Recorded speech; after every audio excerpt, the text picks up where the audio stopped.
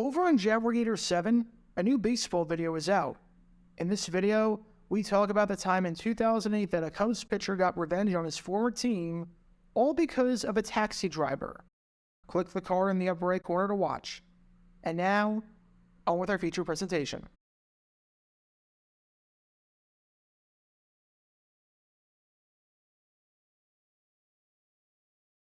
Jim Brown, one of the greatest players in the history of not just the NFL, but in the history of professional sports. There are many people that to this day have Brown ranked as the greatest football player of all time, and considering just how truly dominant he was and how influential he was to the sport, it's tough to argue against that. The numbers that Brown was putting up in the NFL with the Browns were so ridiculous and so out of this world that at times, it looked like he was playing a different sport than everyone else. And this video would be over 3 hours long if I listed every single accolade and every single thing that he did in pro football. In his 9 seasons in the league, he led the NFL in rushing yards 8 times.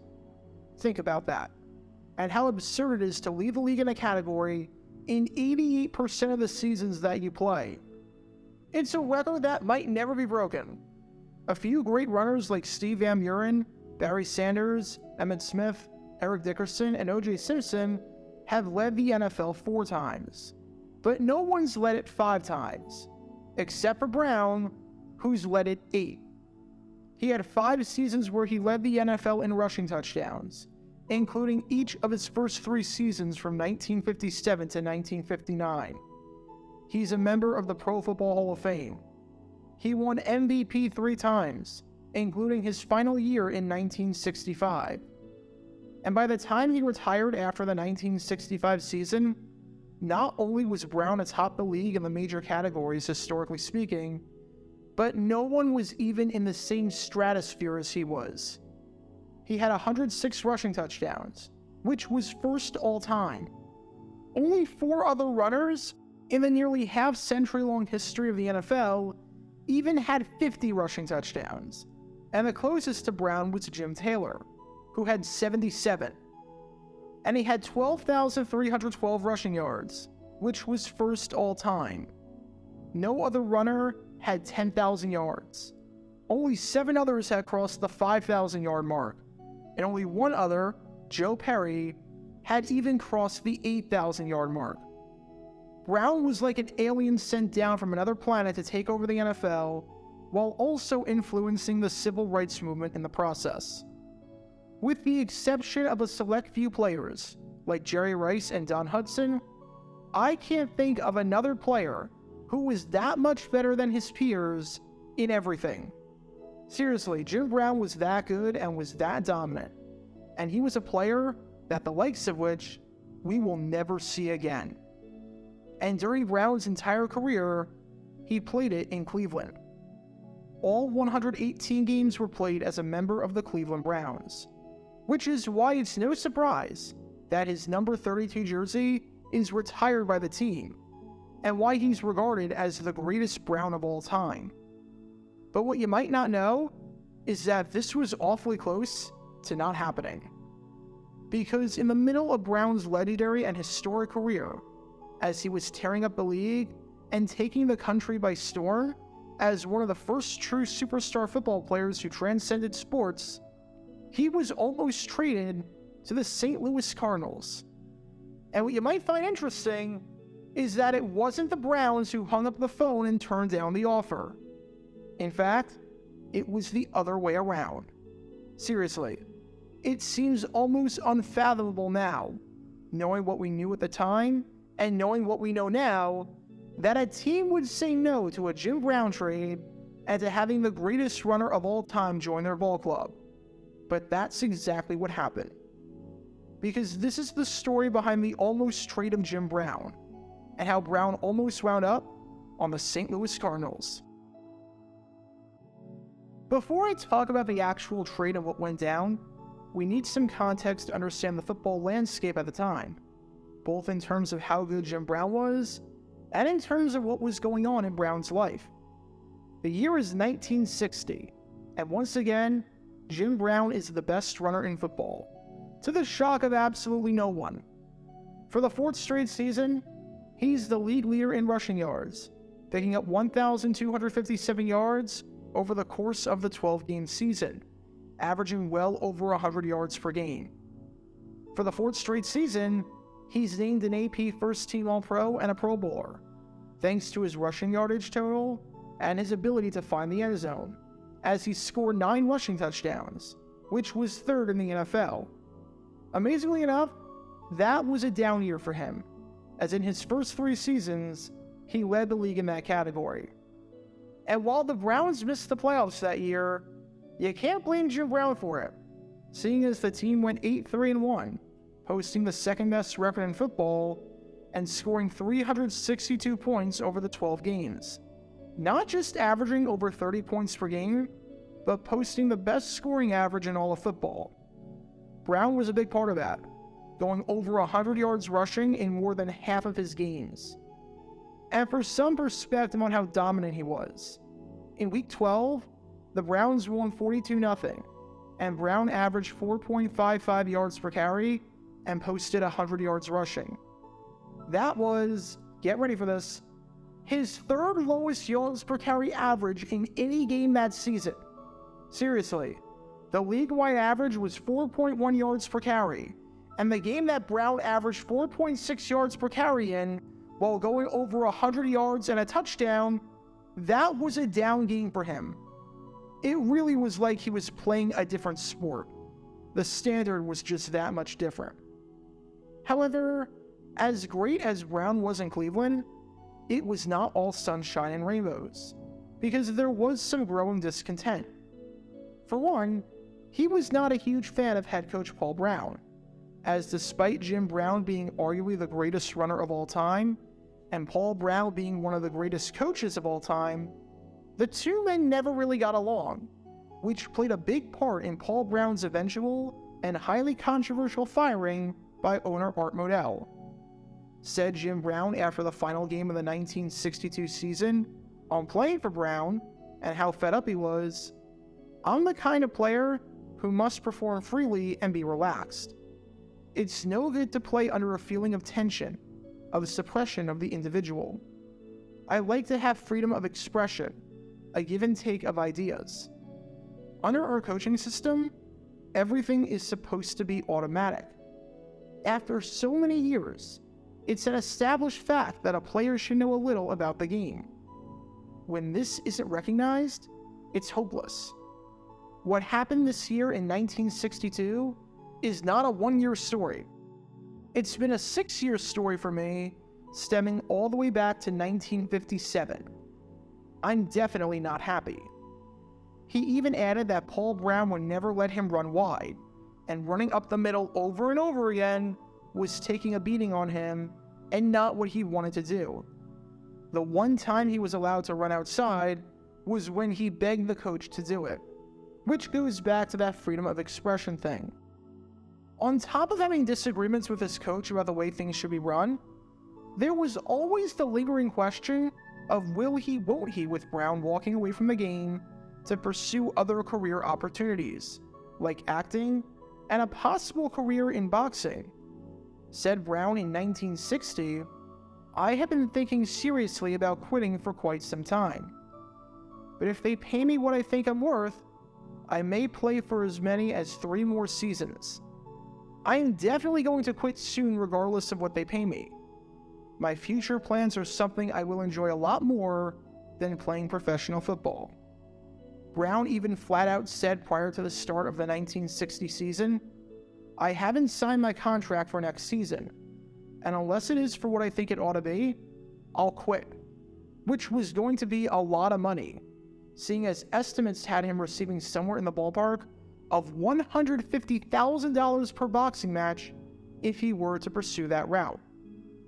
And on top of all of that, if that wasn't enough, he was getting advice from, of all people, Jackie Robinson on the situation, as in the most influential baseball player of all time who broke the color barrier, and today is not just a member of the Baseball Hall of Fame, but has his number 42 jersey universally retired throughout the league. Robinson was adamant about Brown's treatment, saying that the Cleveland Browns had treated him poorly, that the Browns had cheated Brown, and that he only had a few years left to play anyways, so you might as well get that money while you still can. So you had well-publicized disagreements between Jim Brown and head coach Paul Brown, especially since the Browns, despite all of Jim Brown's dominance, had not won the NFL championship since he got there. And the one time they made it during his rookie season in 1957, they got embarrassed 59-14 at the hands of the Detroit Lions, in a game that you can learn more about by clicking the card in the upper right corner. You had a man who wasn't happy with his salary, not in the slightest bit, and a man who was being told straight up by one of the most influential men in American sports history that the Browns were wronging him. And he had a man who wasn't happy in pro football, was thinking about retiring, and said that at most, he was going to play until 1962, as he was setting that countdown clock for himself and his team.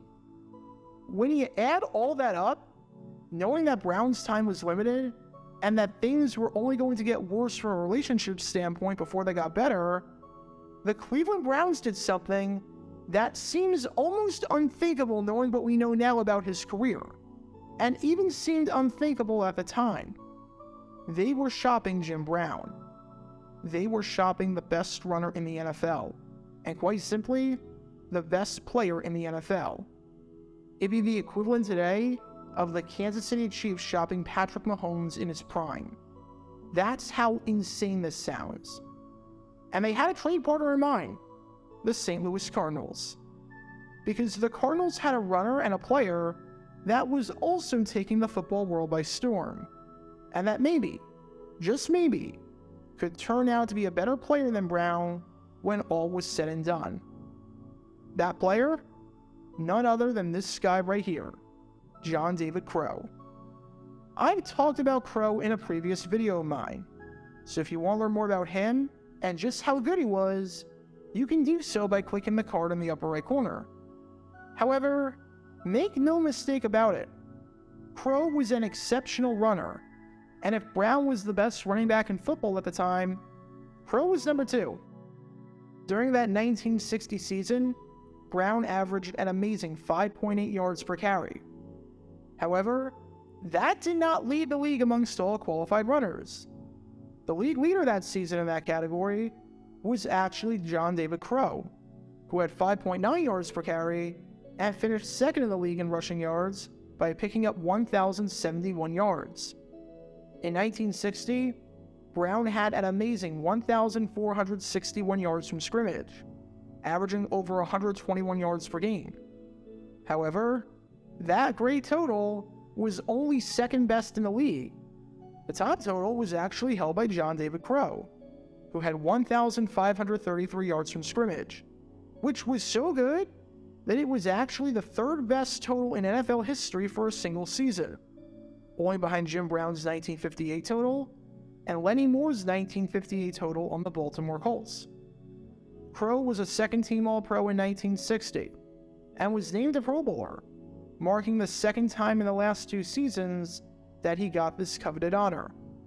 Plus, Crow had a lot less wear and tear on him, as he only had 375 rushing attempts in the NFL by this point, compared to Brown, who not only admitted that his body was taking a beating because of how much he was being asked to do with running up the middle, and not only led the league in 3 straight seasons in rushing attempts, but had 964 rushing attempts already through 4 seasons, averaging well over 20 carries per game. That's a lot of wear and tear. Crow was the closest thing to Brown's level at the time. Wasn't unhappy, wasn't thinking about retirement, wasn't feuding with management, and had roughly 1/3 the number of carries that Brown had. When you put it like that, honestly, the idea of trading Brown for Crow, in the eyes of the Cleveland Browns, made a ton of sense if they could pull it off. With that, the Browns tried not once, but twice, to get the Cardinals to bite on an offer. First, At the NFL meetings in person, Paul Brown proposed the trade to Walter Wolfner, the managing director of the Cardinals. When that didn't work, he tried reaching Wolfner and the Cardinals organization by telephone. Twice in a span of 10 days, the Browns tried to make this trade straight up, where the Browns would give up Jim Brown and the Cardinals would give up John David Crow.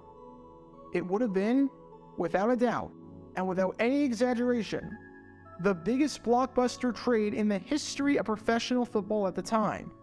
And if it went through, more than 60 years later, still would probably be the craziest one-for-one swap ever. However, despite the Browns' best efforts, the Cardinals did not go through with the trade. Thanks, but no thanks. We'll stick with Crow, because he's versatile. He's the best runner in football in our eyes, and we're not trading him for anyone. Now, after the report came out, Paul Brown wholeheartedly denied any of this.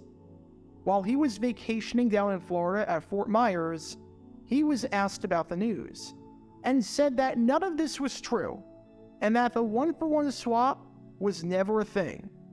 As Brown said, "Pardon me while I laugh.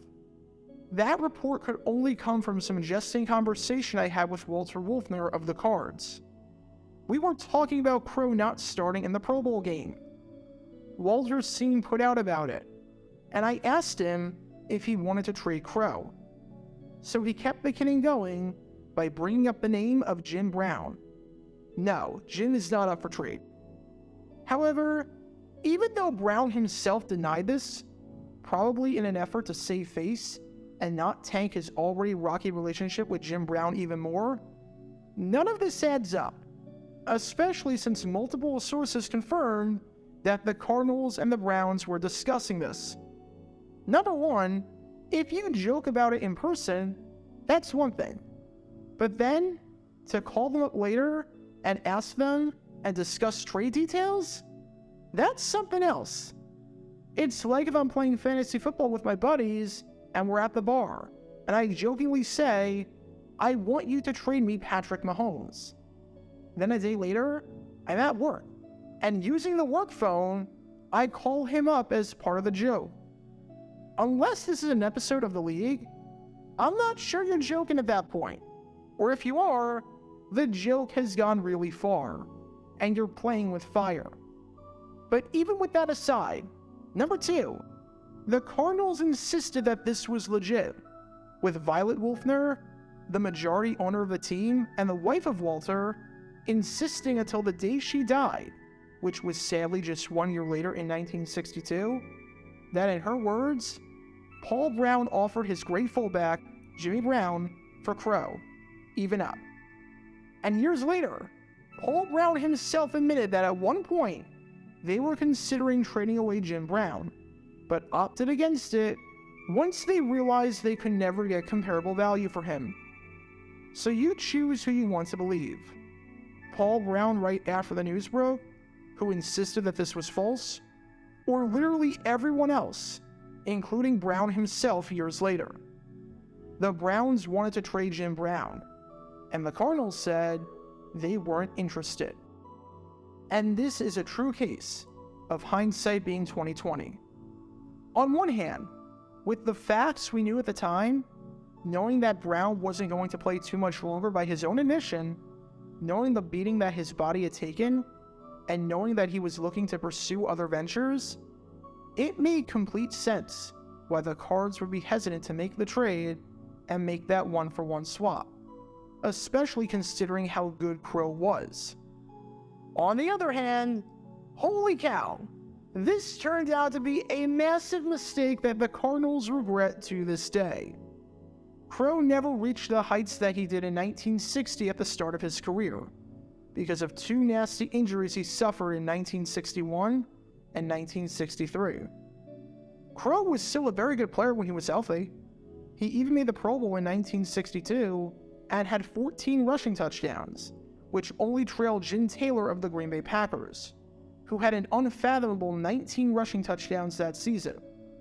Plus, Crow is a member of the All-1960s team, and to this day, is considered to not just be one of the greatest Cardinals of all time, but a possible candidate as a senior inductee for the Pro Football Hall of Fame.